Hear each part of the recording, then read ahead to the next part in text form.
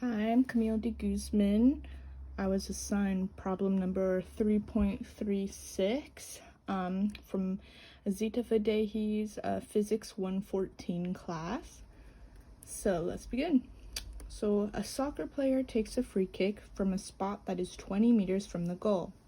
The ball leaves his foot at an angle of 32 degrees and it eventually hits the crossbar of the goal, which is 2.4 meters from the ground.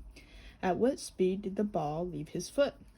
So I went ahead and I drew a person kicking the soccer ball at an angle of 32 degrees, 20 meters from the goal, and 2.4 meters above the ground. So the first thing we can do is write down our knowns. So we know that the angle is equal to 32 degrees. We know that the x component here is 20 meters. We know that the y component is equal to 2.4 meters. We know that because there is no acceleration going on in the horizontal direction, the acceleration in the vertical direction is due to the free fall gravity, which is negative 9.8 meters per second squared. Then we're left to find the velocity, or the speed when the ball left the foot. So looking at this problem, we can tell that it's a trajectory problem, so we can use a combined equation to figure out the speed. So we have the equation y equals tan of theta times x plus gravity times x squared divided by 2 times the velocity times cosine theta squared. So after we have this equation, the next step we can do is go ahead and plug in our known values into that equation. So we know that y is equal to 2.4. We know x is equal to 20. We know that theta is equal to 32. We know gravity is equal to negative 9.8. The x value is 20 squared divided by 2 times the velocity cosine theta, which is 32 squared.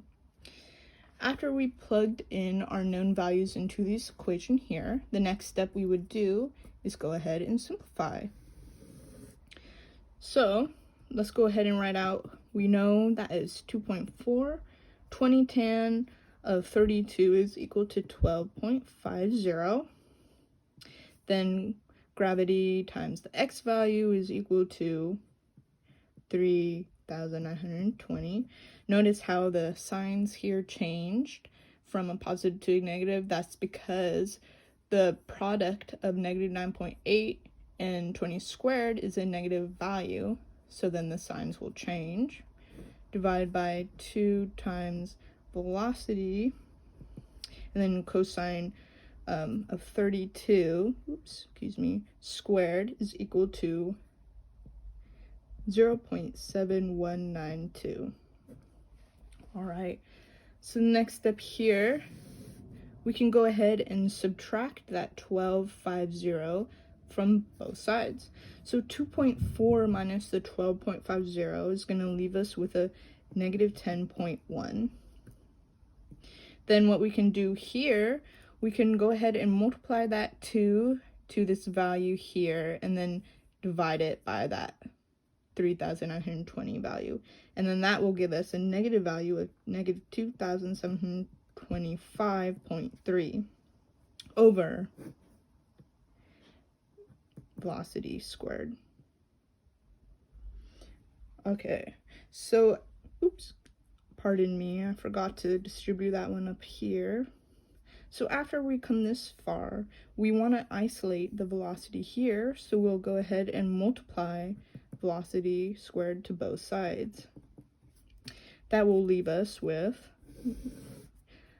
velocity squared times negative 10.1 equals negative 2,225.3. So now we'll go ahead and divide that negative 10.1 on both sides. Then we're left with the velocity squared equals positive 269.8. Notice how it became positive because two negative values become positive. So let me scoop this up a little bit. Now, we don't want to find the square, we just want to find the velocity. So to get rid of that squared, we can take the square root of both sides. So after we have that, we'll do the square root of velocity squared equals the square root of 269.8. That will leave us with the velocity of 16.4 meters per second. The next step we want to know is, does our answer make sense? So, looking at the question here, it says it eventually hits the crossbar. So it hits the crossbar. So looking down here, if our velocity was less than this number, say it was going at a speed of 5 meters per second, it will be too slow, so it wouldn't hit the crossbar. So having a speed of going 16.4 meters per second sets us up so it does hit the crossbar. So looks great. Thanks.